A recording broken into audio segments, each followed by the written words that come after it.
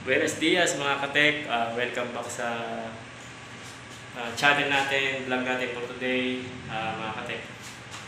Ito mga katek, bagong unit ng AUX, i-installan natin ng drain pump. Kung sino man po sa inyo ang hindi nakakaalam kung ano po yung drain pump, kung ano po yung gamit niya sa mga split type na aircon, panoorin niyo po itong video na to para malaman niyo po. So, abang-abang po kayo dyan.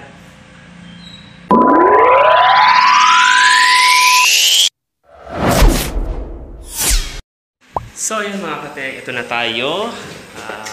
Teka lang. Tingnan natin yung brand.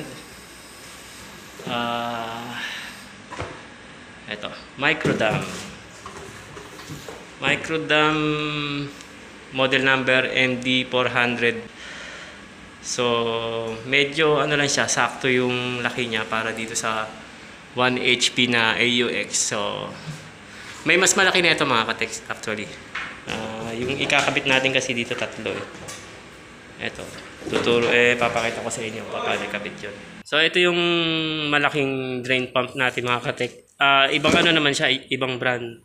Poseidon MD800. So, malaki yung container niya. Ang malalaking HP na kasi to. Kung ang HP mo ay 2.5 to 3 HP, yon, sakto to. Kagaya ng nilagay natin sa floor mounted na to. Ayun, nilagay tayo isa. Malaki yon. Ito, ayun, yan mga ka-texter. Yan yung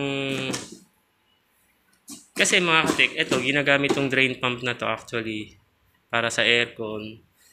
Kapag yung unit mo ay hindi pa pwedeng butasan back to back para dun sa drain pipe na ilalagay mo para tutulo yung tubig sa labas. So ito, example ito.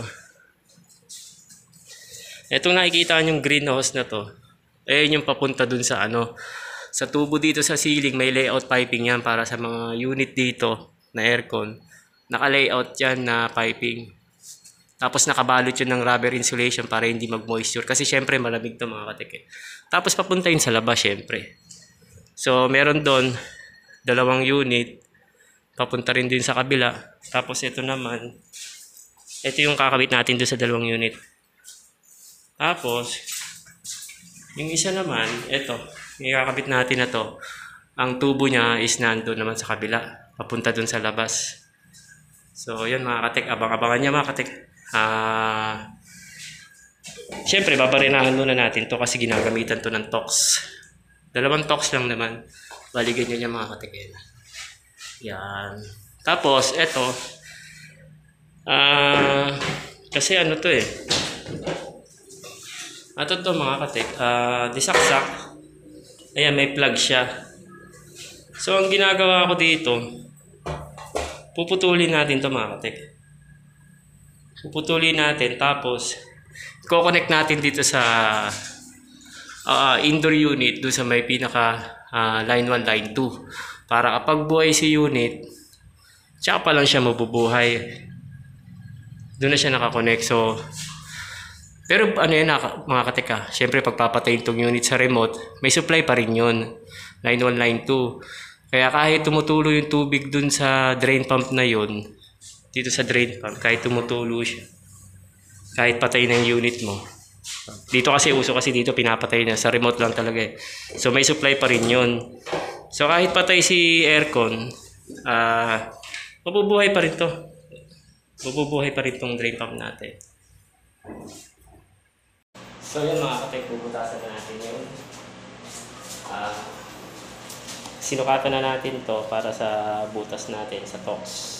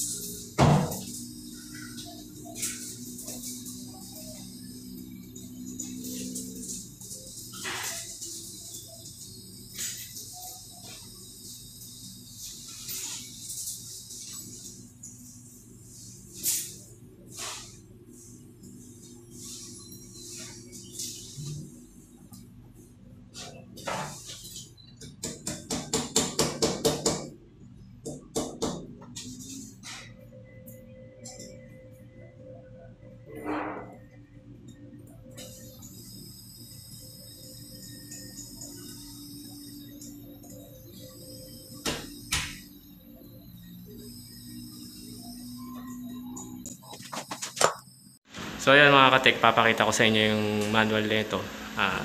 Ayun, kinakabit pa ni Brad Vincent yung ano eh, yung pinakasaksakan ng unit dun sa outlet. So ito yung drain pump natin ngayon, sinaksak ko muna. Ayan mga katek, sinaksak ko muna, pero mamaya puputulin natin to kasi dito nga natin i-connect sa terminal dyan sa line 1 at saka neutral. Ito mga katek, ayan, papakita ko sa inyo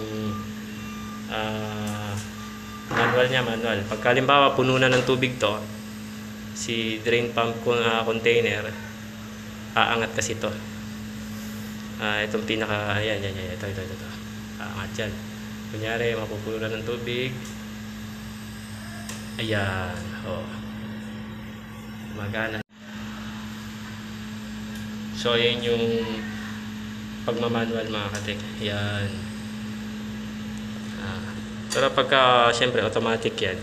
Pagka mapupuno na si tubig, aangat din yung float na yun. Pinaka-float switch yun. Yun yung magtitrigger para maitapon niya dito. Papunta dun sa labas. Pero puputulin natin ito mga katek. Puputulin yung plug na yan kasi nga dito, dito ilalagay yan. Bali, dito ipapasok sa ilalim ng aircon. Lalabas dito.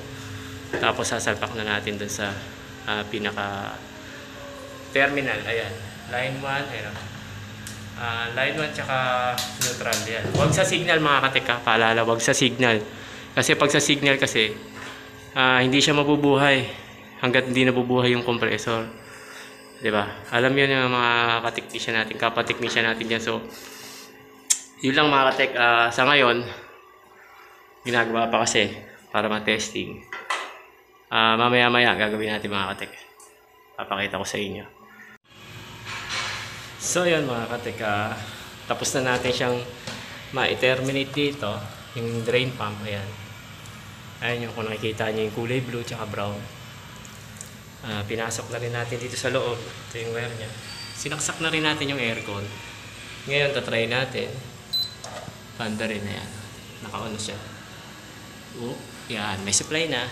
So tatry natin na i-manual. Yun. Ayan. Naririnig nyo ba mga katek yan? So, maandar na siya.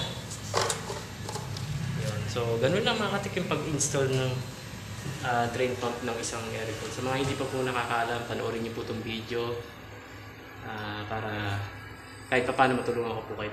So, yun lang po. Sa mga nanood ng video natin, vlog natin for today, huwag nyo pong kalimutan mag-subscribe, like, share, comment below po kayo kung may mga katanungan po kayo sa video natin ina-upload. At para sa susunod na video natin i-upload, updated po kayo.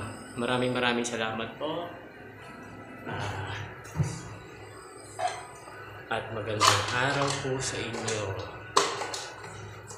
Alam po.